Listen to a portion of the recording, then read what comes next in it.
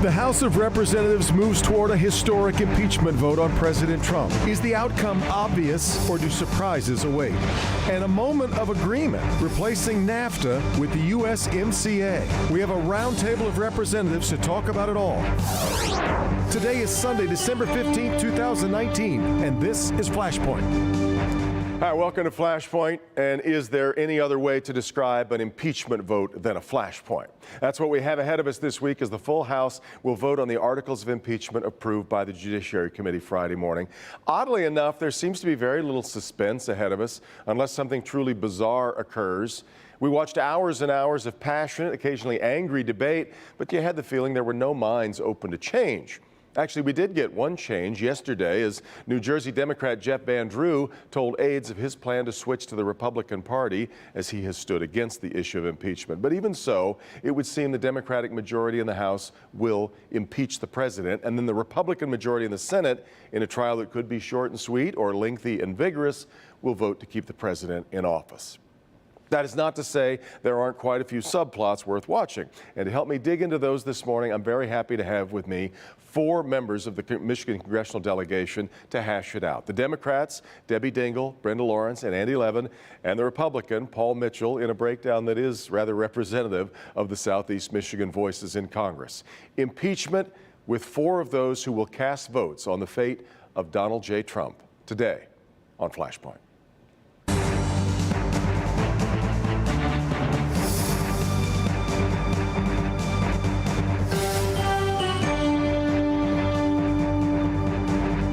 There are, theoretically, depending on absences, 435 votes to be cast on the impeachment of President Trump.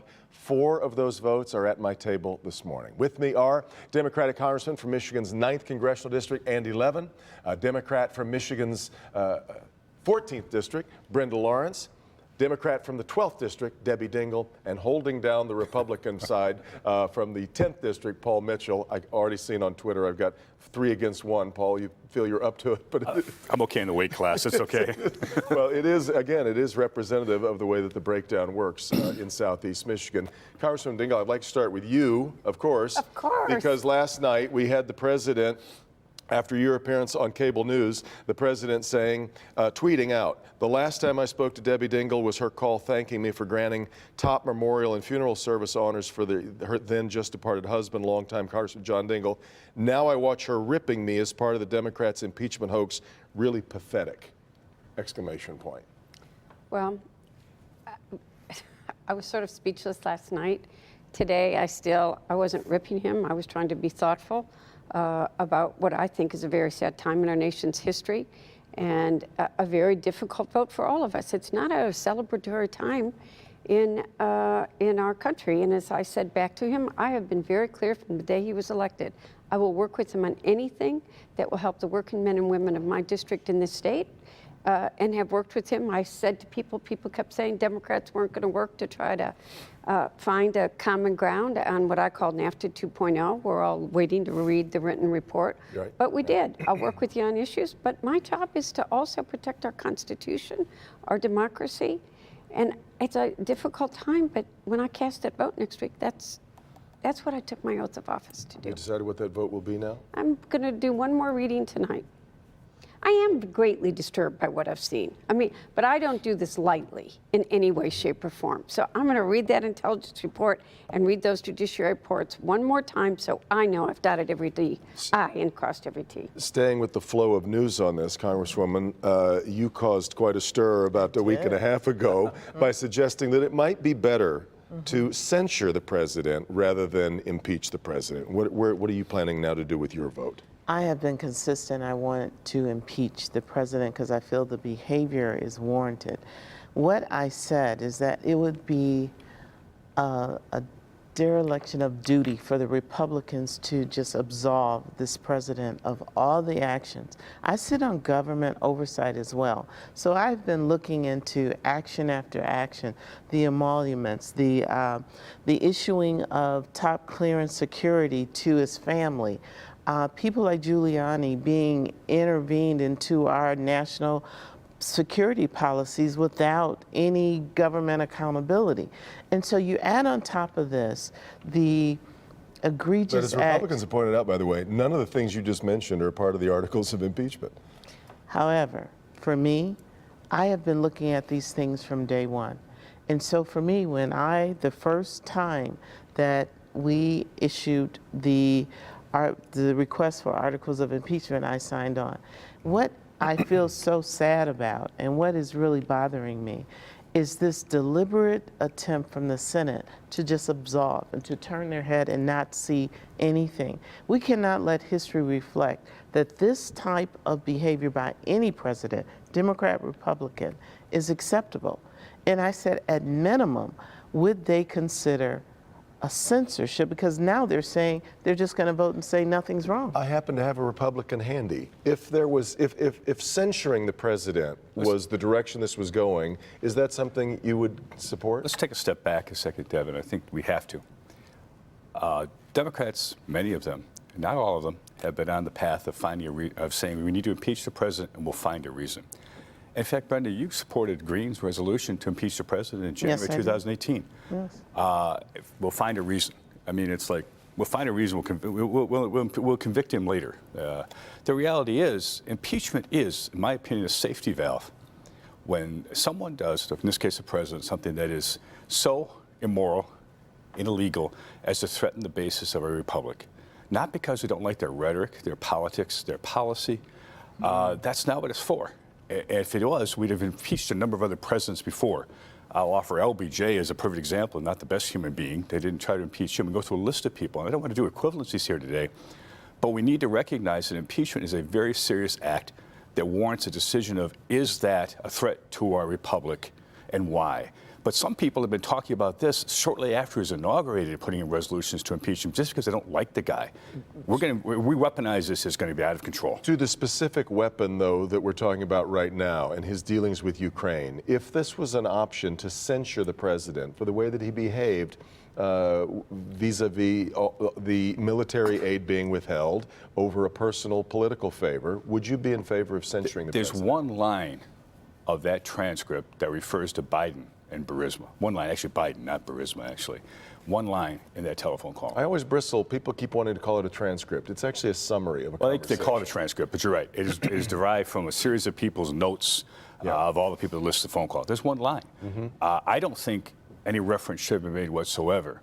But again, I'll go back to, we're going to impeach people because of one line in a conversation they had? To that point, Congressman Levin, in the first 200 years of our nation, we had one impeachment proceeding. We've now had 3 in the last 45 years.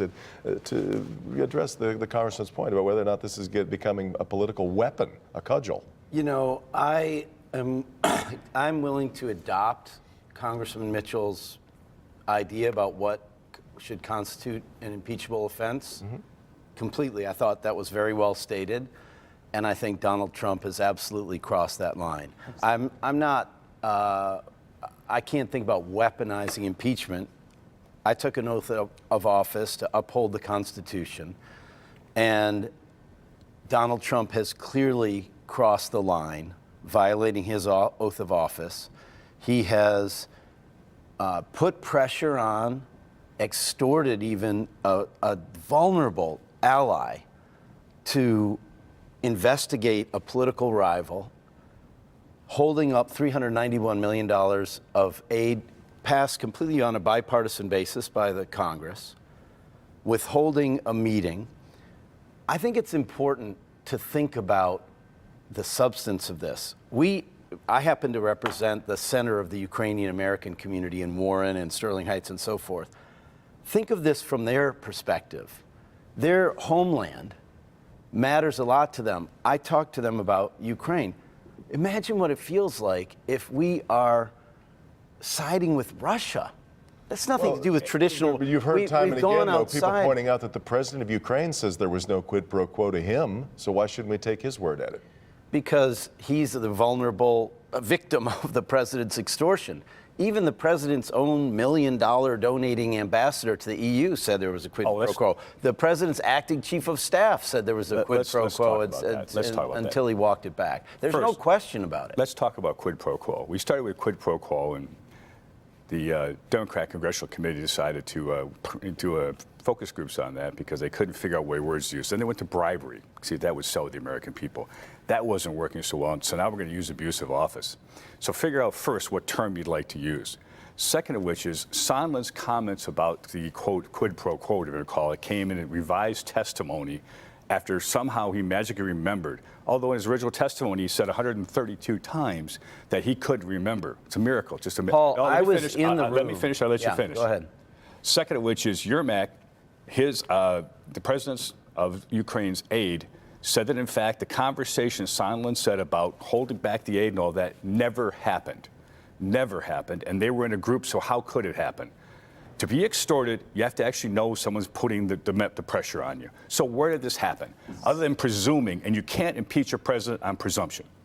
There's no presumptions. I was in the room in the deposition when Ambassador Sondland couldn't remember anything. His testimony was so untenable. It was so not credible and now you're that we weren't surprised at all when he submitted later a written statement that was more substantive and more honest. Because he was called on it. And then he testified in public. But the president on the White House lawn, this isn't about one phone call. This is about a months-long campaign, Devin, where the president of the United States used the official government channels and his private lawyer messing in our national security affairs. It's completely outrageous. History, there's no question that history will record that the president crossed the line here. We have to be really clear. The people that could be in the room and sit at the table to take this beyond hearing and what people are saying have been forbidden by the President of the United States. He has obstructed the process so that those people cannot testify. Obstruction of Congress or justice requires a couple of things. First, you have to subpoena them. No one subpoenaed Bolton. No one subpoenaed Giuliani. Second of which is, if you don't like the response of executive privilege, which every president's done in modern era, you go to the court system. Every other president has complied. Again, I get to finish. And then you get to pursue that. It worked under Nixon, where in fact they overturned executive privilege. It can be done. It just doesn't fit the narrative that in fact you folks want that we're going to have impeachment by Christmas. Ho, ho, ho. I got to get to a break because we have to help Merry people with Christmas. their Christmas shopping and things like that. There's mercantile business to be done. We'll continue, though, with this very important conversation. This is Flashpoint, live on Local 4. Back with more in just a minute.